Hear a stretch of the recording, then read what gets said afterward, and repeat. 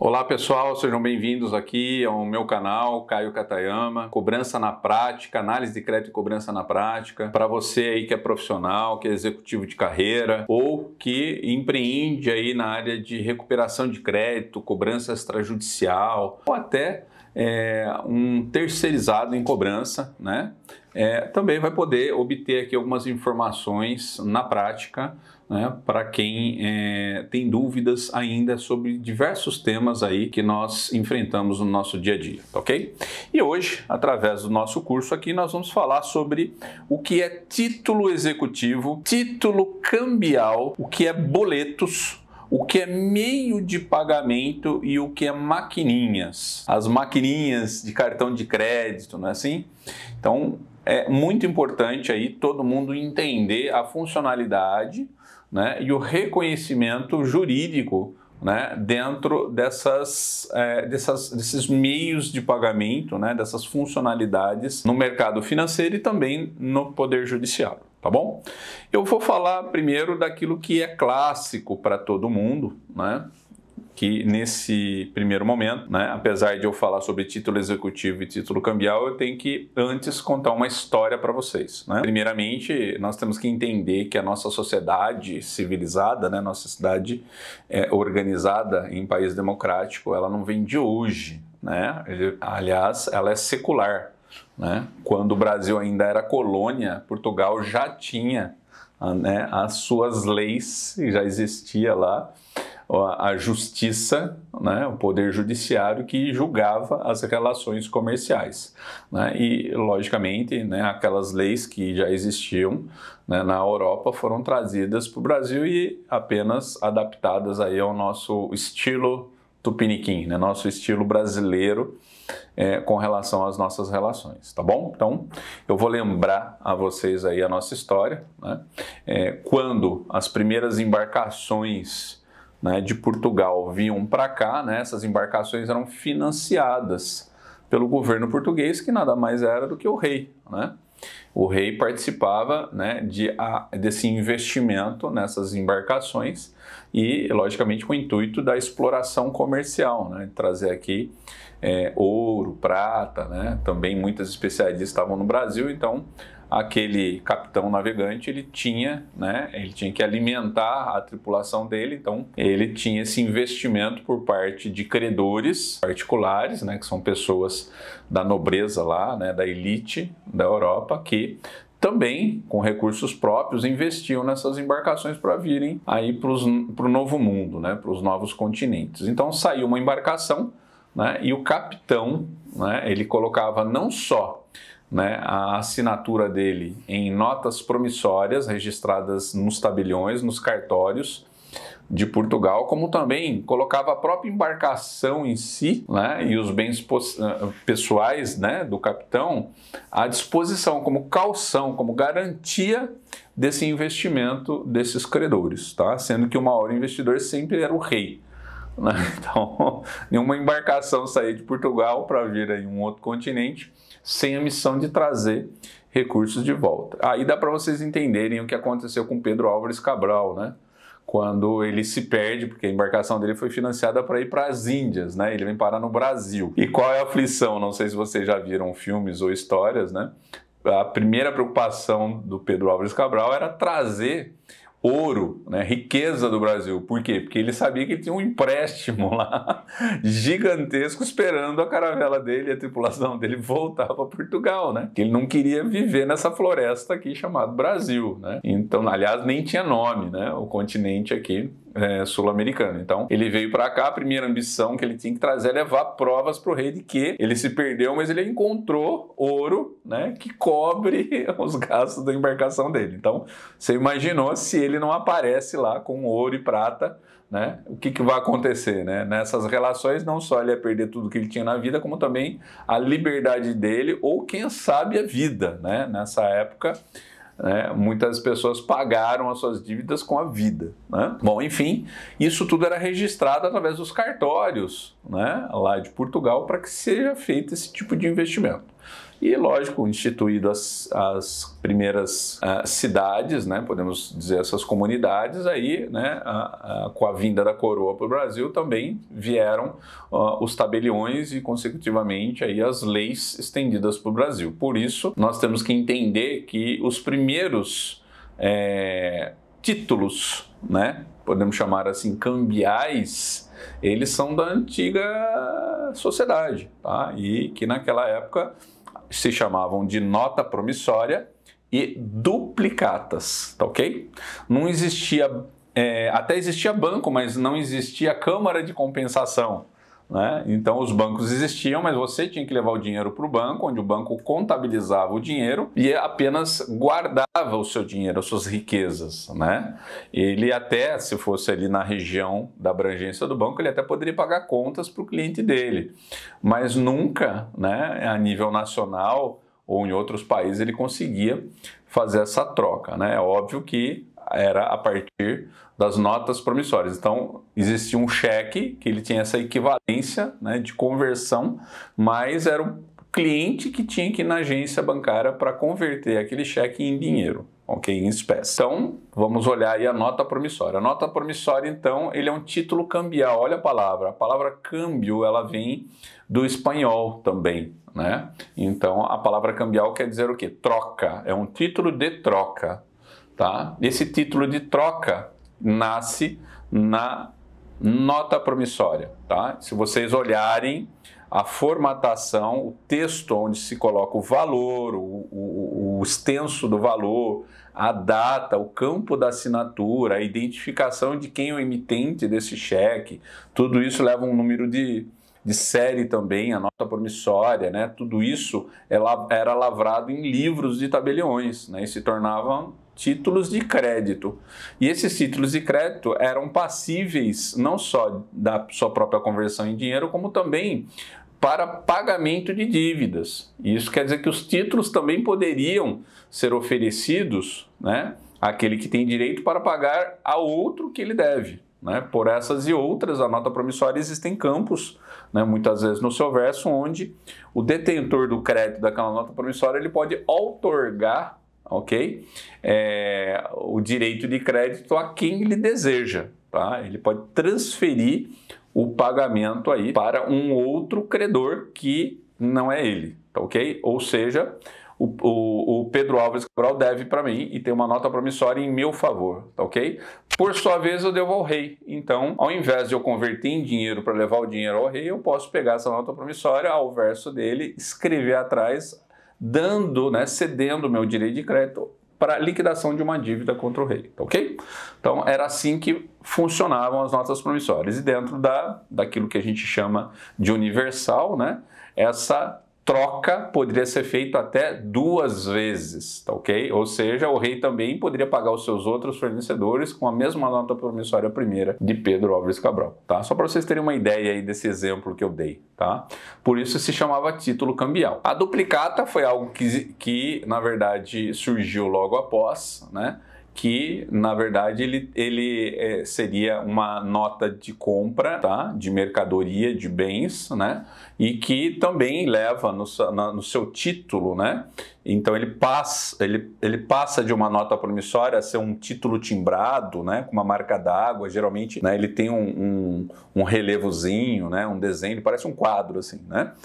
Que hoje em dia a gente não vê mais isso, mas naquela época, né, as pessoas faziam quase um certificado, parecia um diploma de faculdade, uma duplicata, né? E dentro ali do seu extenso da duplicata ele tinha os mesmos dizeres que a nota promissória. A diferença é que a duplicata, ela pega como se fosse um pedido de itens de produtos, ela começa a descrever cada coisa que compõe a duplicata. Então ele descreve lá a mercadoria, o valor dela, quando ela se vence, então ela tem toda essa disposição.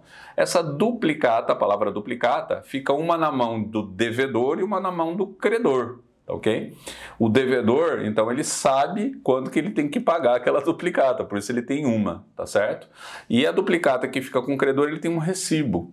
e o devedor com o canhoto, que a gente chama dessa duplicata, assinada pelo credor, dá a quitação para ele. Então, aquele título com o canhoto assinado pelo credor, ele tem aquele título liquidado. Já a duplicata cópia sem a quitação é apenas a comprovação da dívida. Então, essa era a questão da duplicata. E a duplicata ela foi criada, inclusive, não só para transferir aos demais, como também foi uma modalidade comercial criada pelos bancos para se financiar produtos e mercadorias. E por isso os bancos começaram a fazer aquelas operações de desconto de duplicata. O desconto de duplicata era nada mais do que pegar, né, uma dívida contraída, nesse caso a embarcação lá de Pedro Álvares Cabral, com todos, né, produtos que entravam lá na embarcação, né, com datas de pagamento e, lógico, aquele credor, né, se ele não quisesse esperar Pedro Álvares Cabral trazer a caravela com essas especiarias, ele poderia pegar essa duplicata e ir junto a um banco em Portugal e pedir a antecipação desse crédito, tá? O banco, na verdade, ele acaba assumindo essa duplicata e ele cobrando Pedro Álvares Cabral. Então era isso que acontecia na época com relação à duplicata mercantil. Olha a palavra, duplicata mercantil, porque é mercadorias, tá ok? E aí a gente começa a vir para o mundo moderno, né? Logicamente aqui vem a independência do nosso país, começa a virar uma sociedade democrática, cresce, né? E aí os números de bancos, né? E os bancos, de acordo com a tecnologia da época, começam a evoluir e viram a necessidade, né, de se oferecer aos seus clientes correntistas, tá, uma facilidade de pagamento das suas contas, né? O banco, para poder, né, manter a guarda do dinheiro do correntista, né, ele não queria que esse dinheiro saísse da agência, né, para um concorrente. Lembrando que ele trabalhava com o dinheiro do cliente, né? Então ele queria mais que esse dinheiro ficasse depositado no banco dele. Com isso, os bancos ofereciam um serviço de contas a pagar e pagamentos aos seus clientes. Então, os bancos começavam a pagar as contas dos clientes, né, daquilo que eles precisavam, para que os clientes não precisassem sacar mais do que deveriam, né? Então, esse tratamento com o cliente fazia com que os bancos, muitas vezes, tivessem que converter um cheque de outro banco para transformar em dinheiro em depósito nesse. Então, os bancos começaram a ter um trabalho de trocar cheques entre si, né? E o cheque, na verdade, nada mais é do que uma nota promissória. Lógico que com um país democrático, né, com o Ministério da Economia e um Banco Central, né, foi criada uma normativa para, né, corrigir e adequar essas trocas. Neste momento, nessas normativas, os bancos privados se organizaram e criaram uma entidade deles, a princípio sem fins lucrativos, chamado Câmara de Compensação. Essa Câmara de Compensação nada mais é do que uma instituição, tá, pagas pelos bancos comerciais, que faz a administração e o tráfico de troca desses cheques entre os próprios, tá ok? E aí, se a gente vê, naquela época de inflação no Brasil, né, a melhor forma de crédito imediato e barato da população brasileira era dar cheque pré-datado, né? Então muitas pessoas utilizavam o cheque, né, como uma forma de crédito, né, para se comprar antecipadamente, e o credor aguardava a data certa para ir lá no banco e fazer o depósito. Ao fazer o depósito na própria conta, o banco, né, fazia essa gentileza de levar esse cheque à Câmara de Compensação, que ia buscar o dinheiro no banco onde o emitente do cheque tinha o dinheiro, tá ok? E dentro dessas regulamentações, né, começaram a ver as possibilidades de não conversão em dinheiro, né, que chama-se de alíneas de devolução. E aí, muitas vezes, né, como eu já estou há muito tempo nesse campo de assessoria e consultoria, né, alguns clientes, inclusive na época que eu era bancário, né, até falavam: poxa, Caio, mas e aí? Você acha que o cheque é garantido ou não é garantido? Se um banco central que prevê mais de 50 possibilidades de devolução de cheque para não transformar a troca do cheque em dinheiro, você acredita que é seguro? Lembrando que você só tem 2 chances de êxito de trocar esse cheque com dinheiro. Porque o cheque em si nada mais é do que um papel timbrado, uma promessa de pagamento. E quais são essas 2 chances? É a primeira apresentação do depósito, se não houver ele vai ser devolvido pela linha 11, e a segunda apresentação, Se não tiver saldo novamente, vai ser devolvido pela linha 12. Portanto, se o emitente do cheque não tiver dinheiro na conta, você tem um papel timbrado na mão, mas você não tem o dinheiro, porque um cheque devolvido 2 vezes não vale nada, né, em termos de troca, ou seja, não é possível mais cambiar esse cheque. Então, por essas e outras, né, o sistema bancário começou a satisfazer os seus correntistas, mas ao mesmo tempo, apesar de tentar organizar, ele criou uma bagunça a partir da hora que as instituições começaram a emitir demais esses talões de cheque à sociedade. Lembrando que o talão de cheque, ele tem a mesma formatação da nota promissória, a diferença só que a nota promissória você não troca em banco. Você já viu alguém depositando uma nota promissória na agência bancária ou no caixa eletrônico? Pois é, porque a nota promissória ela não é reconhecida pelas normas do Banco Central. Você não cobra a nota promissória através do banco. Poxa, cara, então onde se cobra a nota promissória? Da mesma forma que Pedro Cabral era exigido em Portugal, através dos tabeliões. Nota promissória, portanto, ela é exigível em cartório. E quem faz a cobrança é o cobrador oficial tabelião. Esse é o primeiro cobrador da história. É ele que vai, através do devedor, exigir o pagamento da nota promissória. E se não pago, o tabelião, que está ligado ao Poder Judiciário, ele vai fazer um ato de seu registro no seu cartório chamado de protesto público. A palavra protesto, né, apesar de, nesse exemplo, soar meio esquisito, né, é algo que nos dias de hoje mais as pessoas fazem, né? Não é protesto político? O que é protesto? Né? É gritar, né? Olha aqui, sobre o assunto que eu quero falar. Isso é um protesto. Tá? Então o tabelião, ele tinha essa função de, em primeiro lugar, né, protestar em praça pública. Né? Se nós olharmos na Europa, na história, o tabelião ia lá, né, na praça pública, aclamar, apregoar as pessoas que estavam na lista e que deviam um cartório. Então ele falava publicamente. Então aí começa a aparecer o primeiro órgão de restrição, né? E não podia se sentir constrangido porque o tabelião, ele é um oficial reconhecido pelo Poder Judiciário, né? Então ele pode abrir em público o que você deve. Né, que existe uma nota promissória de Pedro Álvares Cabral que ele não pagou. E é lógico que anunciado isso a público, né, quais eram os outros credores que queriam dar crédito ao Pedro Álvares? É lógico que não tinha mais, né? Ele estava numa lista negra do comércio, né, e ninguém iria emprestar mais nada para ele porque ele tem uma nota promissória protestada pelo tabelião, ok? E esse protesto, logicamente, depois de anunciado, ele é lavrado nos livros de registro, tá? E como ele segue uma lei, a dívida protestada, ela é eterna, tá ok, gente?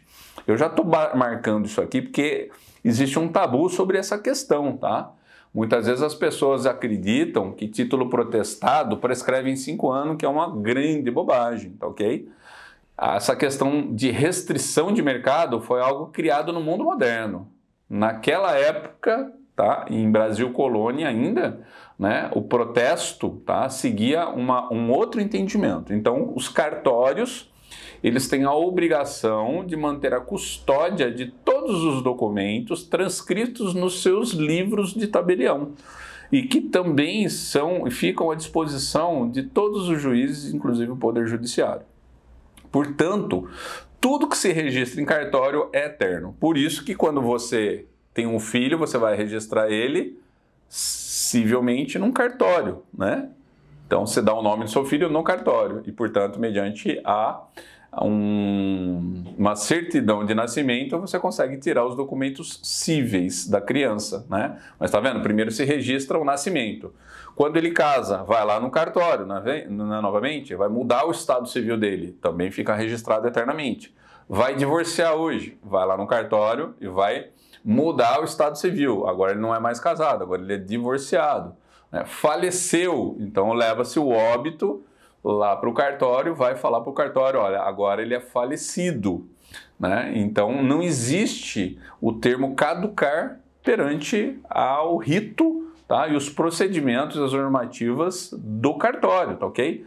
Tudo que se faz em cartório e é lavrado, ele é eterno, tá ok? Então, imagina um título protestado, né? Dependendo se Pedro Álvares Cabral largou, realmente ele pode estar lá com o nome sujo no cartório até hoje. 500 anos aí, quase 600 anos aí depois do descobrimento, tá lá o nome dele sujo, ok? Então é isso mesmo. Bom, então a nota promissória que não perdeu, lembre-se, gente, uma vez a lei criada, ela é aperfeiçoada, ela não é feita para se desfazer algo reconhecido pela lei, tá ok? Então ela continua sendo reconhecida. A questão é que ela pode se tornar não usual, que é o caso que está acontecendo hoje com os cheques, tá ok? Mas vamos voltar. Então a nota promissória é a primeira, o cheque é uma evolução da nota promissória, tá ok? Que inclusive existe um tratado, se eu não me engano, na Suíça, na Basileia, chama-se Tratado da Basileia, tá? Onde os países democráticos, tá, economicamente aliados, né, declararam aliança nesse tratado de reconhecerem os títulos cambiais e cheques internacionais. Tanto é, por exemplo, que um cheque brasileiro pode ser dado em um país democrático. Eu posso emitir um cheque lá nos Estados Unidos, um cheque da minha conta aqui, da instituição brasileira, lá nos Estados Unidos para pagar uma despesa minha lá em reais. É óbvio que o banco de lá vai converter na moeda de lá e exigir o valor aqui equivalente ao meu banco que eu tenho conta, ok? Ele é compensável não pelo sistema de Câmara de Compensação Nacional, mas sim no sistema de Câmara de Compensação Internacional, ok? Isso se chama Tratado da Basileia, ok? Essa Câmara, então, portanto, ela teve uma grande sobrevivência, aliás, apesar de não ter fins lucrativos, acredito até que muitos bancos ganharam a participação, né, da lucratividade do sistema de compensação de forma milionária na década de 80 e 90, né, onde havia muita circulação. E aí, lógico, com as tecnologias tomando espaço, né, começaram a ficar obsoletos esse tipo de linha de crédito, né, ou meio de pagamento, podemos dizer assim. Com a tecnologia, com a informática, né, os bancos foram os primeiros investidores nisso, começaram a criar outras modalidades de pagamento. E aí, logicamente, além da questão do cheque, começou a se ter a questão de transferência, né? Primeiro que contabilmente já era possível fazer entre agências, desde que sejam da mesma instituição, né? Existia malote, que eram documentos, né, datilografados, assinados pelos gerentes, onde trocavam a contabilidade das agências da mesma instituição. Quando começa a informatização, então foi possível então trocar essas transferências com outras instituições concorrentes, que era o DOC, né, que alguns utilizam ainda até hoje, né, que você vai lá, acessa a sua conta lá e você manda um DOC, que é uma transferência na conta de uma pessoa que tem num banco concorrente ao seu. Esse DOC, ele passa através da mesma câmara de compensação que a troca de cheque. Por isso que a troca de cheque acontece de um dia para o outro e o DOC também acontece de um dia para o outro. Então a pessoa receptora desse DOC, ele nunca recebe o crédito no mesmo dia, e sempre no dia seguinte, ou dependendo da relação comercial, né, até 2 dias. Por isso que entra agora aquele dialeto, né, que nós chamamos na rede bancária de D+1 ou D+2, né? Chama-se float, né, que é o período entre a transferência e o recebimento, ok? Então, nasce aí o tal DOC, né? Esse DOC até começou analógico também, tá? Os bancos, antes da informatização, começavam a trocar malotes com os concorrentes, era um pouco mais demorado, mas a tecnologia eletrônica permitiu isso ser numa velocidade de D+2, depois D+1, ok? Não é online até hoje, mas ele passou de ser usual quando aí a questão das agências online, né, começaram, né, todas as redes privadas bancárias a se organizarem e criarem aí o sistema de banco de dados, o CRM deles, né, tão poderoso que permitiu com que se realizasse um outro meio de pagamento que seria a TED. A TED, então, seria a mesma transferência eletrônica através da Câmara de Compensação, transferida no mesmo dia, na mesma data, tá? Mas trafegando pelo sistema da Câmara de Compensação virtual, mas não física, a troca, né, desse dinheiro de uma agência, de uma instituição para outra instituição concorrente em outra determinada agência, tá ok? Então, a TED passou a ser um produto rentável para os bancos, tá? Por isso, o cidadão brasileiro pagou muita tarifa para fazer uma transferência bancária, né? E aí, Com isso, a diminuição do cheque em circulação. Mas o mais radical, né, aquele que provocou a inibição do cheque, né, foi aí o governo Fernando Henrique, quando conseguiu, com o Plano Real, a estabilização da moeda brasileira. Nessa estabilização da moeda brasileira, ele também mexeu sobre uma lei, né, uma normativa do Banco Central naquela época, né? O cheque tinha prazo prescricional como executivo de 1 ano e passou a ter esse prazo reduzido para 6 meses. Isso foi importante até para ter um equilíbrio da desaceleração da inflação e fez com que a cabeça do cidadão brasileiro naquela época conseguisse entender uma moeda estável e não uma moeda que se corrigisse todo o tempo, né? Como era aquele período de inflação enorme. Então essa deflação também aconteceu com essa inibição do prazo de validade de um cheque, tá ok? Que eu já vou falar daqui a pouquinho o que é esse prazo que nós chamamos de título executivo, tá ok? O título, tá, o cheque do prazo de 1 ano, que reduz para 6 meses, é um título executivo, tá? E que depois que perde esse prazo, né, ele se torna um título cambial, que é a sua primeira natureza, o seu primeiro DNA. Título cambial, por sua vez, novamente, relatando a vocês, é a nota promissória.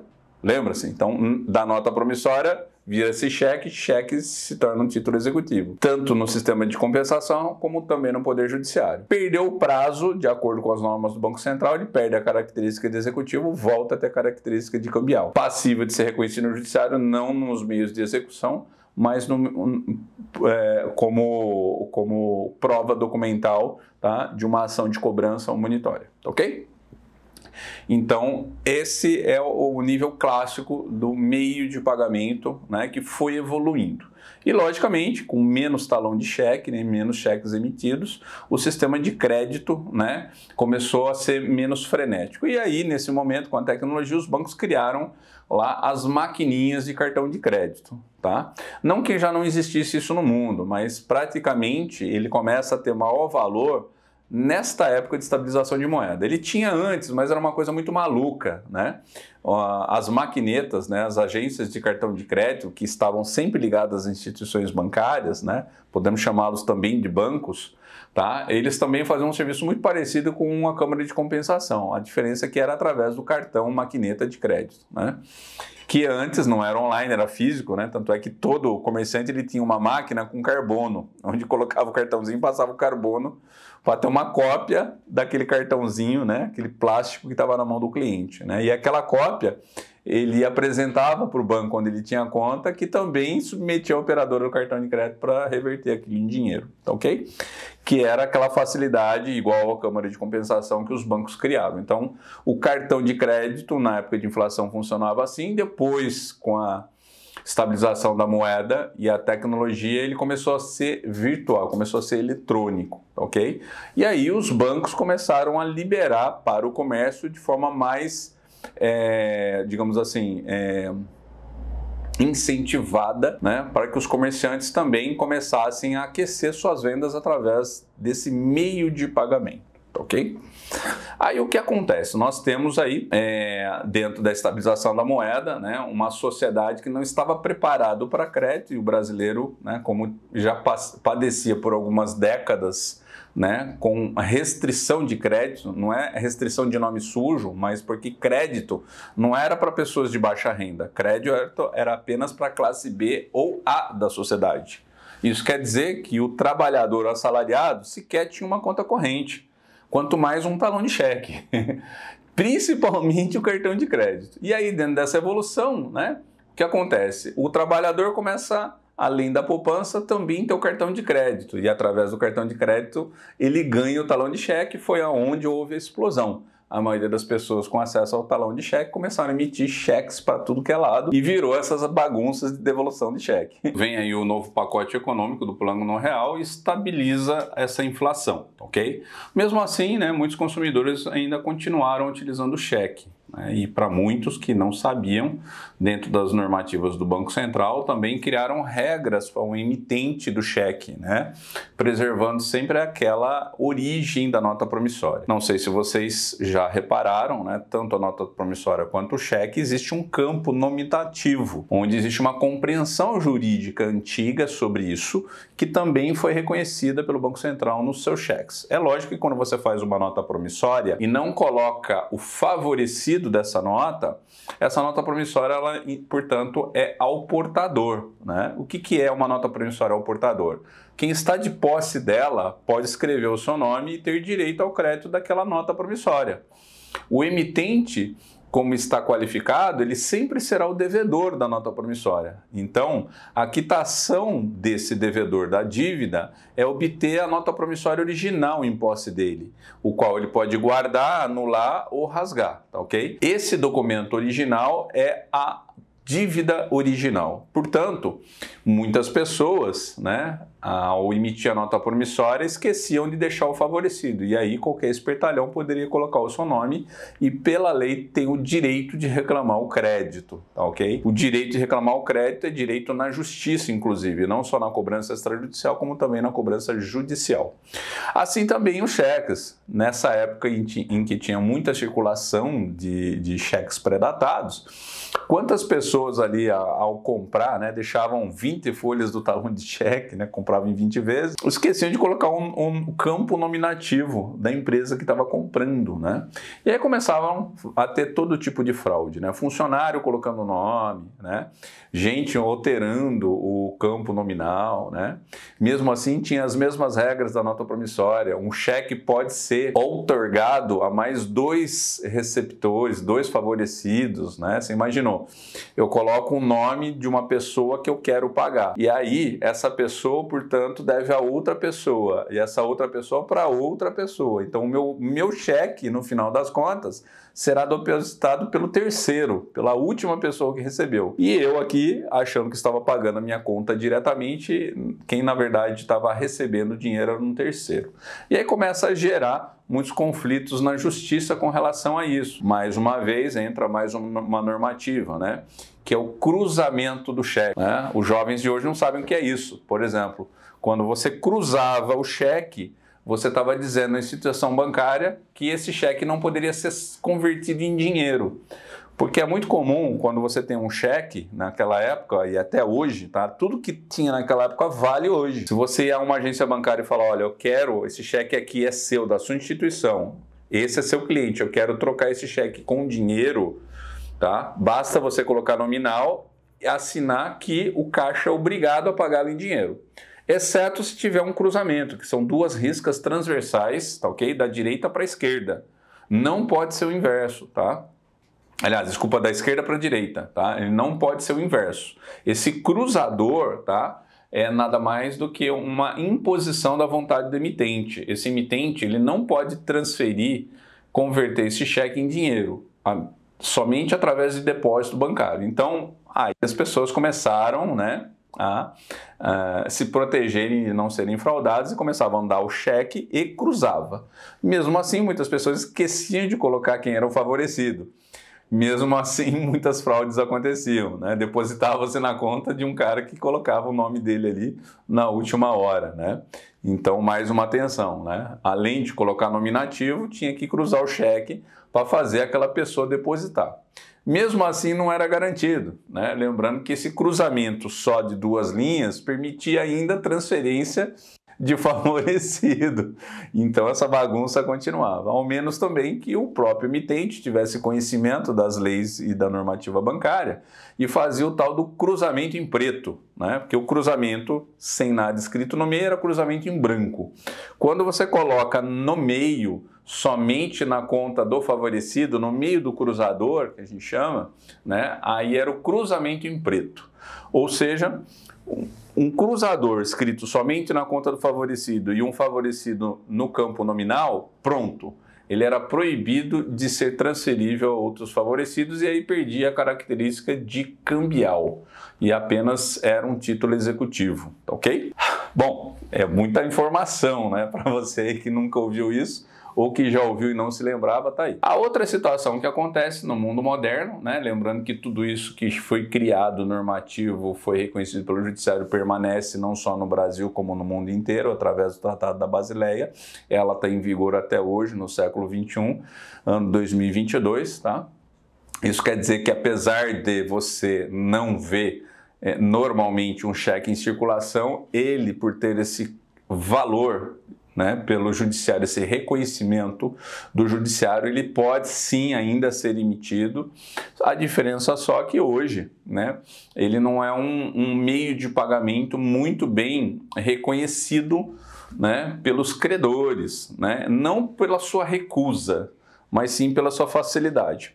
Mas já tocando nesse ponto, nessa mesma década, né, de 80 e 90, que tinha muitos cheques em circulação, alguns comerciantes, com medo da quantidade de cheques que se devolviam no sistema bancário, né, eles começavam a recusar o cheque. E aí, infelizmente, na lei, né, também estava previsto que o comerciante não poderia, tá, recusar o cheque. Ao recusar o cheque, eles barravam no direito do consumidor e, consequentemente, também numa prevenção do Código Penal. Poxa, penal por essas e outras, um restaurante, por exemplo, que não aceitasse um cheque, tá? O consumidor podia chamar a polícia, tá? E a polícia ia até o estabelecimento, né, para garantir que aquela conta poderia ser paga em cheque. Lembrando que o cheque era uma promessa de pagamento conversível em dinheiro e não era o dinheiro em si, tá ok? Isso deu muito caso de polícia, muito bafafá naquela época. Mas lembre-se, também está em vigor hoje. Se você entrar no estabelecimento e ali você tiver uma folhinha de cheque, você quiser dar um cheque para pagar hoje, porque você esqueceu o seu cartão de crédito, tá? O comércio é obrigado a recebê-lo, mesmo que não queira, tá certo? E continua ainda sendo previsto no Código Penal. Mas vamos lá, vamos falar sobre a modernidade, tá ok? Dentro dessa economia estabilizada, onde os bancos não ganhavam mais lucro pegando o dinheiro dos clientes e aplicando na Bolsa de Valores internacionais, né? Porque ganhavam em cima da inflação, mais juros exorbitantes em cima do dinheiro corrigido. Na estabilização da moeda, portanto, não tinha correção monetária e os bancos não conseguiam, né, entre aspas, trapacear nesses juros. E, portanto, os juros do banco começaram a ser pequenos para quem deposita e aplica no banco. E é assim até hoje, né? Eu duvido que você, por mais que tenha um dinheiro guardado, vai aplicar na poupança, né? A poupança atual de hoje, ele remunera abaixo da correção monetária, só para você ter uma ideia, né? Então, o índice de correção monetária da poupança hoje, mais os 12% ao ano, que é constitucional, né? Que é 12% mesmo, é 1% por mês. Né? Então, tudo isso ainda passa a ser uma péssima aplicação financeira. Os bancos começam a oferecer outros tipos de linha de aplicações para poder trabalhar o seu dinheiro. Mesmo assim, os bancos não teriam mais os lucros imensos que tinham. E nesse momento, o banco começa a entender que emprestar dinheiro a juros, devido ao seu grau de risco, justificava cobrar um juros alto, exorbitante. Por isso que, né, nos treinamentos que eu falo anteriores sobre dívida bancária, que é toda ela discutível, ela entra nessa linha, porque o banco hoje, ainda no século XXI, pratica um juros, comparado a países do primeiro mundo, horríveis, horrorosos, né? Enquanto nos Estados Unidos, numa Inglaterra, por exemplo, que você trabalha com 0, ou 1% ao ano ou ao período, no Brasil se aplica ao mês ainda, mesmo numa economia estabilizada. Só para você ter uma ideia, como aqui sempre foi a farra dos rentistas, dos investidores, né, do sistema financeiro. E quando os bancos começam a incentivar o crédito, tá? É lógico que a tecnologia ajuda, né? E o que acontece? Com uma economia mais estabilizada, as pessoas começaram a inverter o seu comportamento, depositar menos dinheiro em aplicações, por outro lado, pegar mais dinheiro emprestado, tá certo? E dentro da via de regra, né, emprestar dinheiro, mesmo que a juros altos, né, vai depender do esforço do banco de receber esse dinheiro. Isso quer dizer que o balanço do banco começa a se desequilibrar, ao ponto de que tem mais pessoas endividadas do que pessoas depositando dinheiro. ok? E aí é um perigo ao sistema financeiro onde os bancos começam a ter desequilíbrio. Para poder equalizar os seus balanços, né, já vendo que os comerciantes, né, na sua velocidade do aquecimento da economia, ao vender através das máquinas de cartão de crédito, começaram a fazer uma modalidade, né, de desconto de cartão de crédito, que se chama nada mais do que antecipação de crédito. É aquilo que antigamente se fazia com desconto de duplicata ou com desconto de cheque, passou a se fazer agora com desconto, que seria antecipação da venda do cartão de crédito.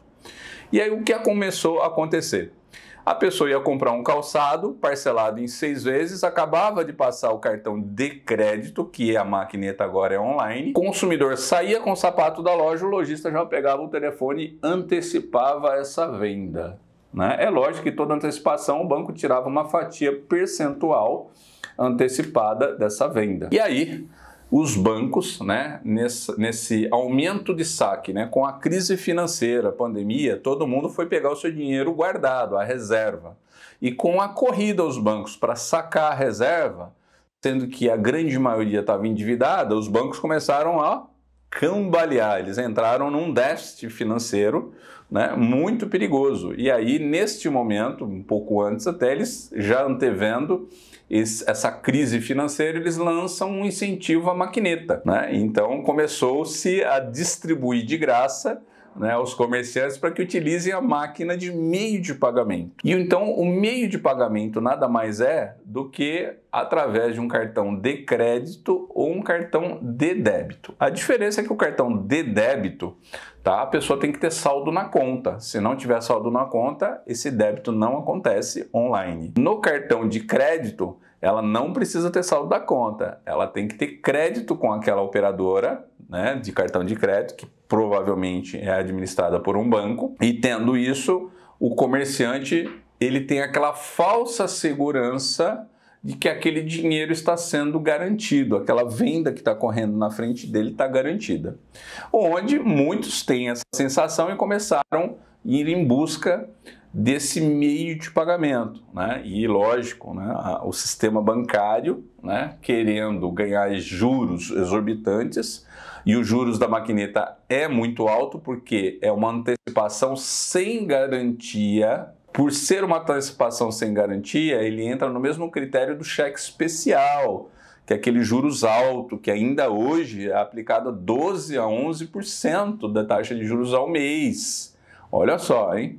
Em lugar do mundo inteiro praticamente, eu não sei os países aí socialistas, estão com juros altos desse tipo. Então, muito cuidado com os juros do cheque especial, muito cuidado com os juros da maquineta, tá ok? E diante a isso, os bancos começaram a ter altos lucros. Lembrando que o ganho do banco é o juro. Então o banco não está nem aí se você vai devolver ou não o dinheiro do correntista. Ele quer saber se você vai pagar os juros, tá ok? E é dentro desse incentivo, os bancos conseguiram correr à frente dos comerciantes antes de depositarem o dinheiro na conta. E isso quer dizer que nessa economia recessiva, a maioria dos comerciantes, e digo inclusive praças de alimentação, que começavam a vender com cartão de crédito, começavam a antecipar esse giro. Tá? E essa antecipação de giro tornou também todas essas pequenas e médias empresas devedoras das instituições financeiras. Poxa, Caio, mas e aí? O meio de pagamento não continua sendo seguro? Pois bem, dentre os milhões de fraudes que existia na década de 80 e 90 com a emissão de cheques sem fundo, adivinha o que aconteceu com a tecnologia? Eu acabei de buscar isso no Google e você também pode buscar também a qualquer momento. Fraude em cartão de crédito no ano de 2021. Essa matéria foi anunciada. Olha só, tentativas de fraude totalizam 5,8 bilhões em 2021, tá? De ataques às instituições financeiras e às redes de cartão de crédito. Bom, no primeiro momento eu falei para vocês que tinham mais de 50 linhas de devolução fora essas trapaças, né, que o emitente do cheque sofria com relação ao campo de favorecido e a transferência de crédito do emitente a outros favorecidos, não é? Então, você imagina, mais 50 linhas, fora os golpes, fraudes, inclusive confecção de cheques falsos. Tudo isso que era feito fisicamente no papel passou então agora a ser eletrônico. Isso quer dizer que o comerciante continua em risco, tá? E o que quer dizer isso? Tá? Esses comerciantes agora eles não observam e muitos até sabem, mas não reclamam porque antecipam o crédito. Lembra desse exemplo onde a pessoa compra o calçado em 6 vezes, sai da loja, o comerciante antecipa esse crédito? Pois é. Esse consumidor que sai com calçado na mão, de acordo com as leis em vigência, que são parecidas com o sistema de compensação, né? Eu vou só relembrar. Dentre as mais de 50 linhas de devolução de cheque, uma delas era o emitente do cheque, tá? Fazer uma sustação do cheque, tá? Por desacordo comercial. Era uma linha prevista pelo Banco Central que queria dizer o quê? Ele, como cliente do banco, ele preenchia um formulário, tá? Assinando ao banco e pedindo ao banco para não pagar o cheque que ele mesmo emitiu na praça, ok? O banco vai estar atendendo o pedido dele porque ele é um cliente do banco, mas o banco, a partir da hora que o cliente assina aquele termo, ele assume sendo o principal responsável único, civil e criminalmente, sobre o ato de não pagar o cheque. Nesse momento, os bancos começam a vender sustação de cheque a uma tarifa bem carinha, tá? E nessa hora, muitos consumidores de má fé começaram a cometer certos golpes de calotes em série. Para você ter uma ideia, né? É possível cobrar um cheque sustado por desordem comercial, tá?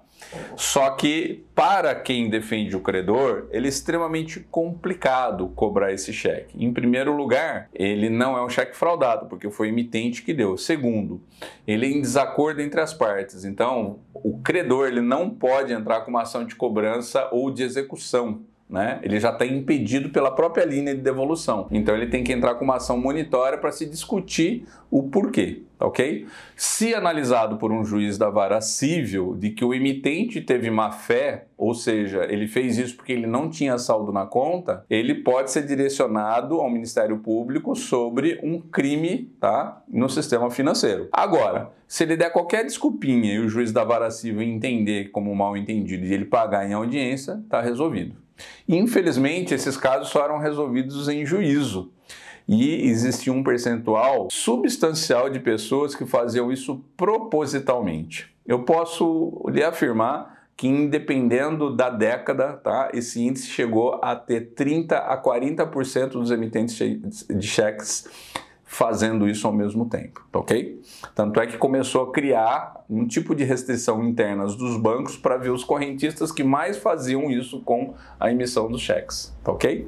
Por isso que alguns, né, que começavam a fazer em série, o próprio banco começava a banir esse tipo de correntista, exatamente, que beirava uma certa criminalidade do sistema financeiro.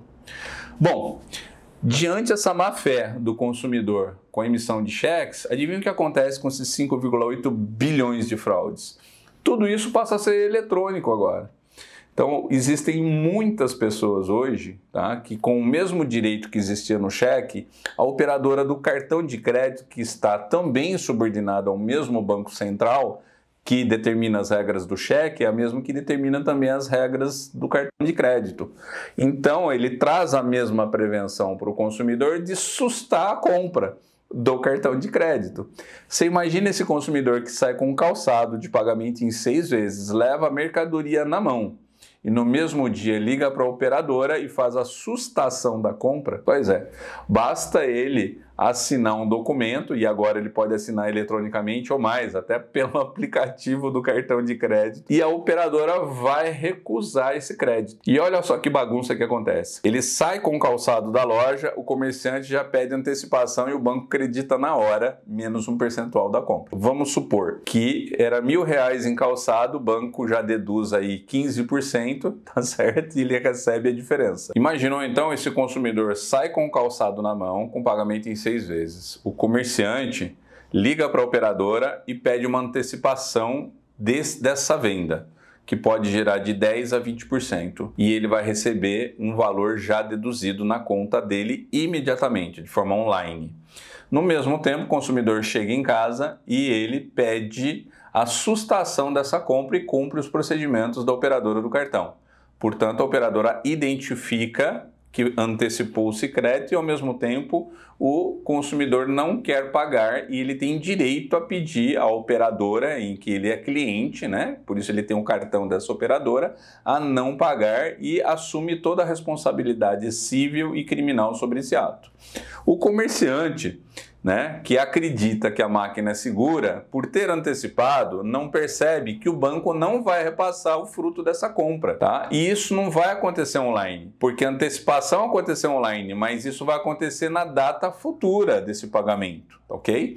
Então, muitas vezes, num pagamento parcelado, de acordo com a data de crédito desse cartão, é lá após alguns dias ou um mês, é que o comerciante vai descobrir que essa venda não caiu. E para ele saber o que aconteceu, né, muitas vezes o extrato do cartão vai colocar lá só um débito e crédito e um estorno desse crédito, ok? Se o comerciante não olhar o extrato da maquineta, né, e questionar o operador, ele nunca vai saber que houve aí uma fraude dessa compra. Nessa brincadeira, o fraudador, que é o consumidor, saiu com o prêmio principal, que é o calçado, que muitas vezes ele usou ou revendeu a outra pessoa. Então, esse é um dos golpes, né, que o próprio consumidor de má fé pode dar, fora outros, né, que do mesmo jeito que pessoas falsificavam cheques, hoje falsificam cartões. Existem empresas especializadas, né, que conseguem, né, através de um fruto de roubo, tá, conseguir copiar ou transferir o código do chip de determinado cartão para outro e enganando essas maquinetas.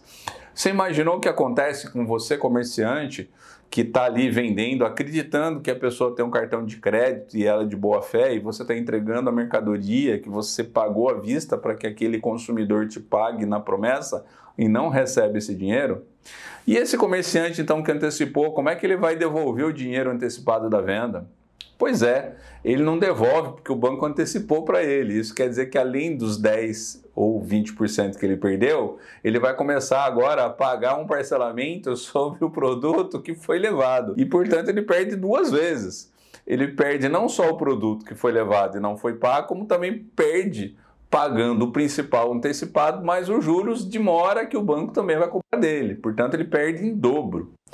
Né? O que é muito comum acontecer quando um comerciante descobre? Ele liga no operador e descobre que o próprio cliente, né, o consumidor, é que frustrou a compra. Né? E é lógico, nesse primeiro momento, por desconhecimento, por não ter uma consultoria nossa, o que ele faz? Né? Ele sempre olha a operadora do cartão como banco e como instituição poderosa financeiramente. E ele tenta brigar com o banco sobre o crédito daquela venda. E ele acaba, por final, se frustrando e não vai receber. Por quê? Uma vez na normativa do Banco Central caracterizado como fraude, a responsabilidade passa a não ser mais da instituição financeira e, portanto, também da operadora do cartão, e sim da pessoa civil do consumidor. E lógico, esse comerciante preocupado em vender não sabe como cobrar um estorno de compra, né? Ele acaba por anistiar ou absorver a perda desse produto. E, infelizmente, sempre repassando essa perda aí para o preço das suas mercadorias, quando possível. Quando não possível, lamentavelmente, ele acaba fechando seu estabelecimento comercial. Agora você, eu e todos os profissionais de cobrança sabemos que a partir, né, das comprovações da entrega daquele calçado versus um processo onde a operadora tem que demonstrar essa declaração que ele assume a responsabilidade, seria passível de uma cobrança extrajudicial em cima do consumidor. Ele sim o responsável sobre a venda e ele sim se aproveitou do sistema bancário para isso, ok? Bom, para não se tornar esse treinamento aqui um pouco cansativo, eu até faço uma recomendação de um filme muito interessante com um ator famosíssimo, Leonardo DiCaprio, e outro também, que é agora me fugiu o nome. Existe um filme chamado Prenda-me se for capaz. Esse filme, o Leonardo DiCaprio, ele é um jovem que acaba, na época dos anos 70, nos Estados Unidos, sendo o maior falsificador dos Estados Unidos e mundialmente também. Ele acaba aí na sua juventude, me parece que ele tinha 17 anos, ele não tinha nem 18 anos de vida, e ele conseguiu viajar praticamente o mundo inteiro, emitindo o maior número de cheques sem fundos e fraudulentos espalhados, porque naquele mesmo momento ele conseguiu Tom Hanks. Legal, obrigado. Então é o Leonardo DiCaprio e Tom Hanks, né? E o Tom Hanks, nesse papel, ele faz um policial do FBI na busca, né, desse criminoso do sistema financeiro, né? Que, mesmo jovem, entendeu o processo de câmara de troca de compensação e nesse período das trocas ele emitia cheques fraudulentos e sem fundos nas praças onde tinha a maior lentidão da troca de cheques. Foi onde ele se beneficiava da conversão do cheque falso em dinheiro e ele acabou, na verdade, burlando e quebrando todo o sistema financeiro. Me parece que ele está vivo, inclusive, e ele dá assessoria em tecnologia de fraudes bancárias, né? É bom assistir o filme, não vou contar ele. E é lá que você vai entender. E hoje a diferença só é que tudo isso se tornou digital e todas essas fraudes então passaram a ser a fraude digital. E a pior fraude então, na verdade, é a falsa sensação de garantia, de proteção que essas instituições bancárias acabam oferecendo aos credores, né? Porque, veja bem, essas mesmas regras de fraude, elas não são suportadas nem pelos bancos e nem pelas operadoras. Elas são expurgadas exatamente pelos clientes da maquineta, que são o comércio, indústria e serviço, que operam através dessas maquininhas. E inclusive os MEIs hoje, que é aquele cara lá na barraquinha vendendo pastel, né? Se ele não acompanhar a amarelinha dele, eu posso ter certeza que ele vai ter fraude. Até porque também dependerá no momento certo em que a operadora não corta o crédito daquela pessoa ou não. Tem gente lá que não paga a fatura do cartão de crédito, vai a juízo e acaba, mesmo como sentença, sem pagar.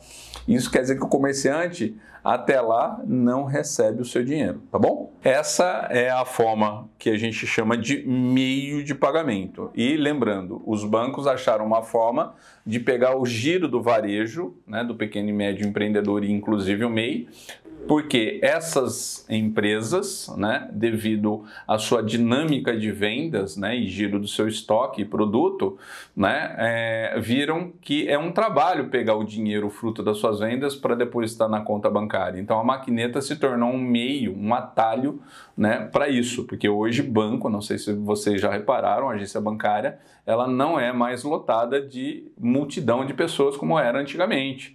Hoje, praticamente, todos os correntistas fazem o seu autosserviço. Então, essa falsa comodidade traduz também em falsa segurança. E os bancos gastam milhões em propagandas para mostrar e incentivar você de que esses meios de pagamento são seguros e que, na verdade, não são nada seguros. Ao mesmo tempo, as pessoas vítimas dessas fraudes, né, quando são furadas pelo banco, são indenizadas. Por quê? Para o banco, pela instituição financeira e as operadoras de cartão de crédito, ainda vale mais a pena indenizar as perdas às pessoas fraudadas do que manter agências bancárias com vários funcionários, locação de imóveis e etc. Ok? Então, dentro dessa prerrogativa, os bancos acabam fazendo uma propaganda positiva e omitem as fraudes existentes. Quando sai uma fraude, né, a público, como já aconteceu recentemente em algumas instituições bancárias, tinha gente que tinha saldo zero e aparece com 100 mil na conta no dia seguinte, né? Quando provado pelo correntista, o banco teve que indenizar. E, logicamente, né, o seguro da tecnologia é calçado pelas seguradoras, que também são empresas do próprio grupo econômico bancário, né, que seriam as instituições financeiras. Enfim, de uma forma ou outra, né, eles querem traduzir a você que a tecnologia é 100% segura. Infelizmente, ela não é. Mas por que eu tento falar isso para vocês? Porque vocês são profissionais da área de análise de crédito e de cobrança. Vocês precisam saber isso para poder prestarem a sua consultoria com sabedoria e, ao mesmo momento, assessorar os seus clientes de uma forma onde ele tenha o mínimo possível de perdas ou de fraudes, ok? Por outro lado, né, eu como também empreendedor na área de franquia, muitas vezes em feira, sim, algumas pessoas que acabam tirando uma piadinha, né? Poxa, como é que você vai sobreviver com cobrança em boleto bancário, sendo que a maioria hoje transita através do cartão de crédito? Não sei se vocês sabem também, a movimentação bancária através do meio de pagamento maquineta de crédito, ela ainda não é predominante mesmo, porque não são a total população que possui crédito aprovado em cartão. A maioria tem no máximo um cartão de débito. Isso quer dizer que ela tem que ter saldo na conta. As que não têm saldo da conta vão comprar através de crédito consumidor, muitas vezes através de um crédito próprio daquele lojista, que hoje não é mais o carnê, e sim um cartão oferecido pela própria loja. Existem muitas lojas de departamento famosas no Brasil que financiam as próprias mercadorias para os seus próprios clientes consumidores. Nada mais é do que o antigo carnezinho transformado em cartão de crédito. É lógico que quando ela oferece isso, ela acaba aí fechando um contrato de terceirização dessa administração por quem sabe fazer, que é uma dessas instituições bancárias, tá ok? Portanto, ela também acaba operando dessa forma. E por último, nós temos que falar sobre o boleto bancário, né? O que é o boleto bancário? A década de 80 para 90, né, dentro da tecnologia, começou a se gerar, né, aquilo que já existia antes, né, quando o comerciante deixava uma duplicata na agência, né, para o banco receber. O banco, então, começava na tecnologia a gerar aquilo que se chama, tá, de boleto. O boleto ele recebia um código de barra, que era só legível para as máquinas, tá ok? Daquela época. Esse código de barra era também trafegado pelo sistema de compensação eletrônica e transformada isso em crédito. Também houve uma fase muito fraudulenta desses cartões de crédito, tá, aliás, desses boletos, tá ok? Onde muitas pessoas, né, costumavam até utilizar esses boletos para esfriar ou esquentar dinheiro, que a gente fala, né? Por exemplo, um traficante de drogas, ele queria, por exemplo, pegar o dinheiro do fruto de droga e transformar num dinheiro lícito, um dinheiro que caia na conta dele. Então ele emitia vários boletos em nome de outras pessoas, né, recebiam na carteira de cobrança do banco, no crédito na conta dele, tornando aquele dinheiro de venda de um produto ilícito em recebimento lícito. O vice-versa acontecia muitas vezes também, quando algum golpista, algum fraudulento, ele maquiava um código de barras que você tinha realmente com aquele comércio, com aquele credor, mas na verdade ele colocava a conta bancária de um laranja, que a gente chama, né? E nessa brincadeira, muitas pessoas, inclusive, chegavam a pagar IPVA errado, né? Eu acho que muitos aí já ouviram falar sobre isso, e por essas e outras o Detran hoje não emite nem o boleto, né? Para não ter a possibilidade de uma fraude interna do próprio sistema aí de trânsito, né? Através de quadrilhas preparadas nesse tipo de fraude. Então, o boleto passou a ser usual, mas também passível de fraude. Até meados de, se eu não me engano, 2018. 2019 entra uma obrigação do Banco Central sobre registrar todos os títulos. Devido à tecnologia hoje, só é possível emitir um boleto bancário quando você sabe quem é o sacado e quem é o sacador, tá ok? São nomenclaturas de um processo de cobrança para definir quem é o devedor e quem é o credor, tá ok? Então, quando existe esse registro, né, e esse registro é sempre feito pelo credor, pelo emitente do boleto, a instituição financeira ela reconhece as duas pontas, né? E ligado ao sistema do Banco Central, fica disponível também ao Ministério Público, ao COAF e a órgãos aí de investigação. Então, o índice de fraude passou a ser zero a partir de hoje. E, portanto, né, o boleto bancário ele passa a ser o meio mais seguro de se receber dinheiro hoje em dia.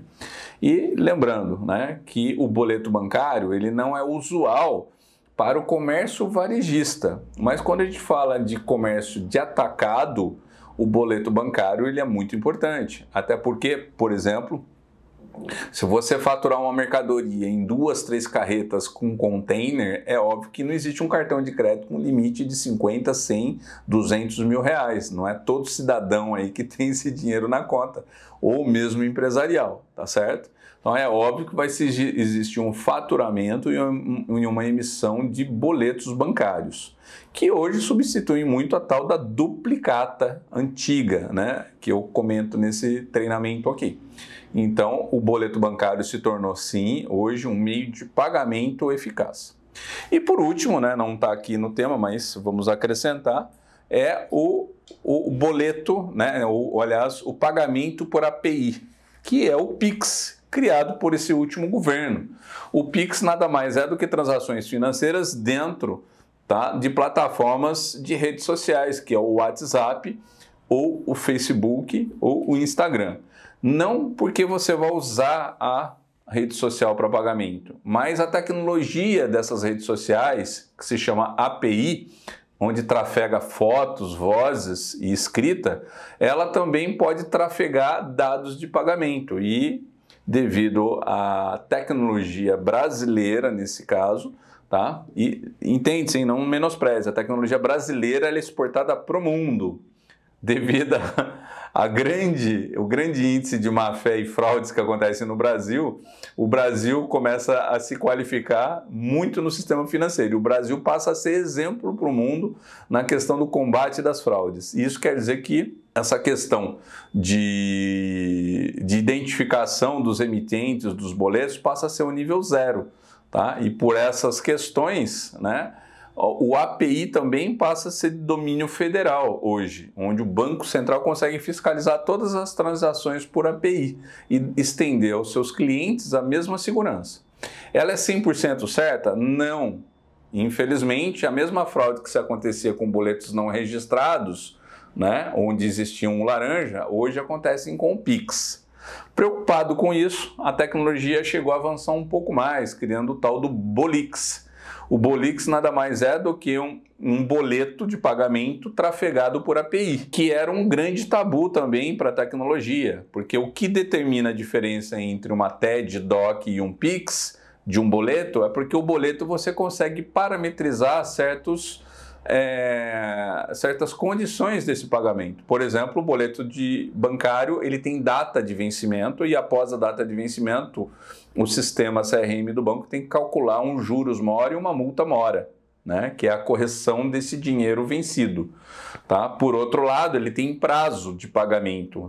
Ele pode ficar registrado a longo prazo, como ele pode ser baixado automaticamente, impedindo com que o pagador realize mesmo com mora. O Pix ele não consegue ter essa trava, por isso você não consegue ainda parametrizar o pagamento por API. O API não consegue impor o cálculo matemático dentro desse tráfego, né? Porque esse tráfego ele acontece com voz, com imagem, com dados, mas ele não tem um raciocínio hoje de travas que a gente fala. Por isso essa tecnologia ainda está em desenvolvimento. Me parece que o Bolix ele consegue replicar além do código de barra também o QR Code com essas definições com validade. Isso quer dizer que fora do prazo do validade, aquele QR Code se torna inválido. Então, quer dizer que o devedor não consegue pagar. O Bolix ele é uma evolução. Eu ainda não cheguei a fazer um teste, mas a ideia é que o Bolix tenha que se equiparar com as mesmas regras do boleto bancário. O dia que isso ocorrer, pode ser que o boleto tradicional agora não seja mais usual, e sim o Bolix. Mas qual é essa diferença, Caio, aí para mim, que estou aqui do outro lado da tela olhando você falar? A diferença é que o sistema bancário tradicional ainda utiliza o sistema de compensação, que é aquela câmara, tá? Aquela instituição criada entre bancos sem fins lucrativos para fazer os bancos aí lucrarem com esse serviço de comodidade aos clientes. Quando se fala o API, os bancos não têm domínio dessa tecnologia, porque ela não está sob a tutela da Câmara de Compensação, e sim do Banco Central. Quem desenvolveu o API com proteção foi o Banco Central, portanto o governo. Isso quer dizer que os bancos deixam de ganhar milhões sobre a transação através de boleto, que é a cobrança bancária, né? Que é o fruto da tarifa do serviço que o banco oferece às pequenas e médias empresas. Por esses e outros motivos, né, nós vemos que os bancos tradicionais particulares hoje, né, reclamam muito do governo atual, porque com o Pix e com o Bolix, né, muitas instituições financeiras que ganhavam dinheiros fáceis agora vão começar a ter que oferecer à nossa população um melhor serviço, tá ok? E é aquilo que ficava na mão da rede bancária privada agora passa a ser de domínio do governo. Isso quer dizer que o índice de fraude tende a reduzir. Infelizmente, as maquinetas continuam na mão dos bancos privados e, portanto, ainda estando na mão dos bancos privados, ele é um meio de pagamento muito inseguro ainda, muito fraudulento, né, e muito atrativo para quem quer ganhar um dinheiro fácil. Eu espero ter contado nessa história longa todas essas informações que você gostaria de saber. Então, se você estiver satisfeito, por favor, dê a sua nota, né, dê aí o gostei, o seu não gostei, se possível, dá o seu joinha aí. Se inscreva no nosso canal, assim você sempre vai estar atualizado com temas que te interessam. Se você quer saber algum tema que eu ainda não falei, coloca a sua sugestão, né? Ou se você não entendeu ainda esse treinamento, coloca a sua pergunta, eu tenho o prazer de responder para você. Se a tua pergunta vai para uma outra situação polêmica, eu tenho certeza que eu vou criar um vídeo e vou trazer aqui para explicar, não só para você, como para todos aí que também têm interesse e curiosidades em saber um tema que ninguém ainda abordou, tá bom? Então, eu vou deixar aqui o meu muito obrigado e espero encontrar todos vocês no nosso próximo treinamento. Um abraço a todos.